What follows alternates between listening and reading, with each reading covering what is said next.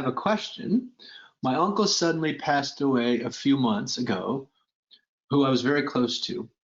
At the time, I did allow myself to go through those emotions as I was busy being there for my family. Or maybe I think you may have meant to say I did not allow myself to go through those emotions as I was busy being there for my family. Now, after all these months, I feel like I'm experiencing what I should have experienced back then. I miss him every day and I cry. Do you have any suggestions as to how to deal with these delayed emotions? Oh, thank you for this point.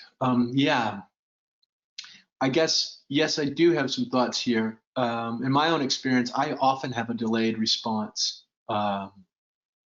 emotionally. It takes me a while to figure out what I'm feeling, acknowledge it, accept it, describe it to myself. So very often I find, especially with heavy duty things, I have a delayed response, and many people do that. It's very, very normal. So I guess one thing to push back on, and even as you frame the question, Maham, is you say you should have experienced these feelings back then. I would wipe that word should have out of the picture here.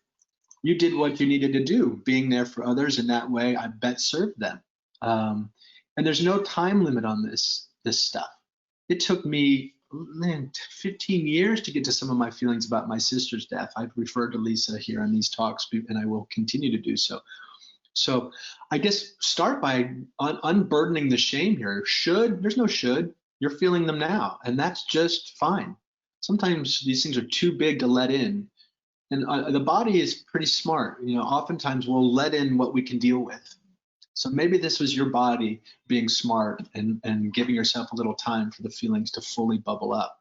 So I'd say let them ride and see what you can do to push back on anything, any guilt or shame telling you should have done something sooner, because I don't think that's probably true.